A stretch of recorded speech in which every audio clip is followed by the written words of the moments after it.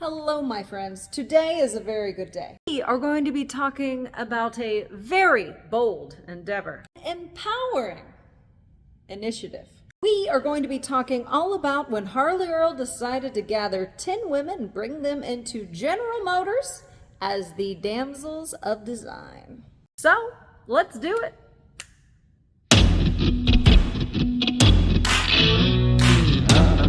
Automotive history is your cup of tea like it is mine. Then you can hit subscribe, hit like, whatever you want to do, and if not, that's just fine too. I'll drop a history video every week, and if you ever want to catch us live on talk radio, you can listen 1440keys.com, Saturday, 10 a.m. Central Standard Time. All right, so it's 1955 and Harley Earl realizes that women have more purchase power.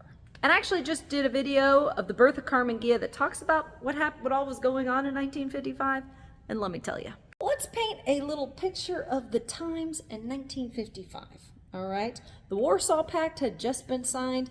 The U.S. is beginning its involvement in the Vietnam War. Martin Luther King is in Birmingham, Alabama, making some of the first big moves for the civil rights movement. But what's really important to note during these times is post-World War II, women had more buying power. They had more power regarding purchase decisions within the home, which also meant they had more purchase power regarding automobiles. And you know who recognized that? Harley Earl. Yes, that legend. The man who pioneered free-form sketching and hand-sculpted automobile clay models. The gentleman behind the Project Opal, which would become the Corvette.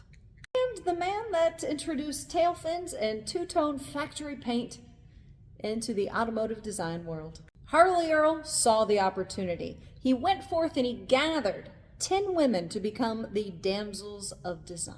The goal with this endeavor was really to incorporate a little bit of the feminine touch into General Motors' design department. And the 10 women that comprise the Damsels of Design: Suzanne Vanderbilt, Ruth Glennie, Marjorie Ford Pullman, Jeanette Linder, Peggy Sauer, and Sandra Loggier.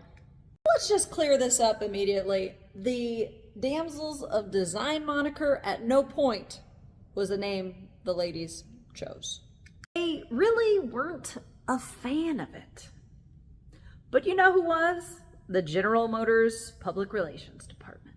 Yes, GM's PR department saw it as a dreamy opportunity to drum up press and also garner attention and support from female consumers. Whereas the 10 women who were selected for their skill and education didn't think the name set them up to be treated fairly with their male peers. Of the 10 women that were selected, 4 were assigned to work for GM-owned Frigidaire, with the intention of them going and creating the kitchen of tomorrow, which feels very Jetson-esque.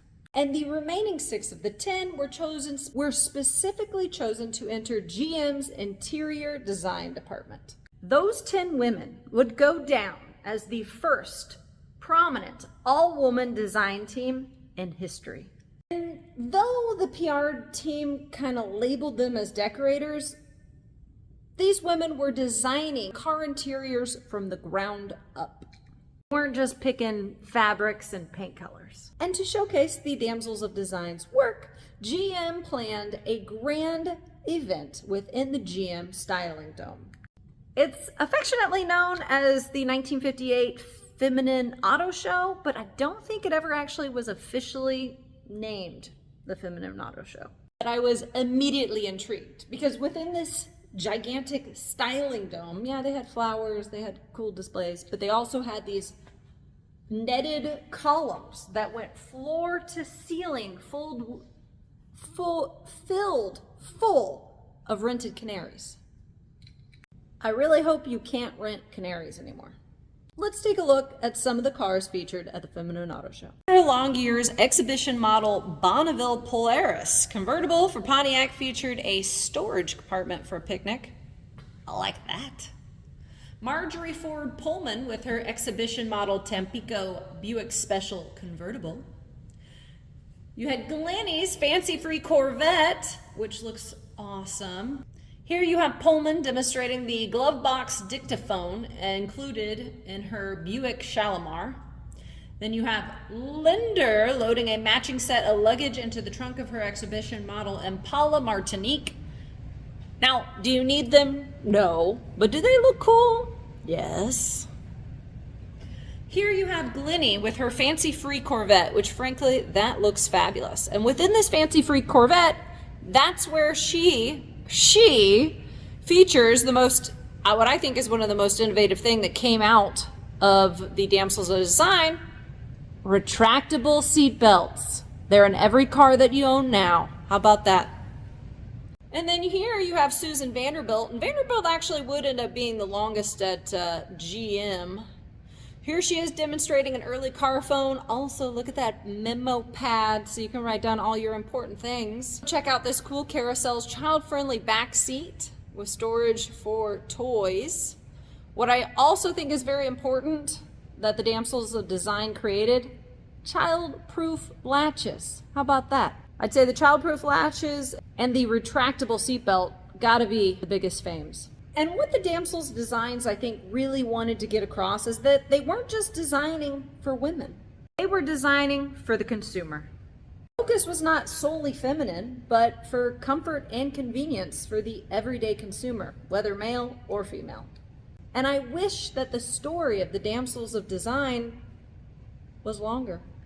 But unfortunately, with the retirement of Harley Earl in 1958, just 3 years after this initiative, Harley Earl was forced into retirement, which was a thing back then when you had to retire at 65 at GM. Weird. I'm never retiring. So, Harley Earl was forced into retirement in 1958, the same year as the Feminine Auto Show. And his successor, not as friendly to the Damsels of Design. And when I found this out, it was super upsetting because I liked this designer. Yes, this is the designer who was behind the second generation Corvette, the split window Stingray, Corvette Stingray.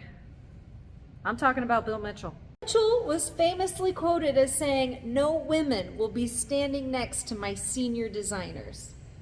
And that's just dick. Not cool, Bill. Not cool. This change in leadership really led to the demise of the Damsels. Except for Susan Vanderbilt. She somehow climbed the ladder at GM for quite some time. She was there for 20 years. Really, I think we can say for only having 3 years in the pot, the Damsels of Design were quite innovative, leaving us with such features that are still in use today as the retractable seatbelt and child-proof locks. I think it's pretty rock star for Harley Earl to have the balls to do something so groundbreaking. What do you think? Isn't Glennie's fancy-free Corvette absolutely beautiful? It's wild to think just how much there's been an advancement for women in the workplace in the last 70 years. What do you think? All right, thank you for watching. I'm gonna go have a beer in our family mechanic shop and think about how wonderful it is to be a woman in 2022 as opposed to 1955. Take care.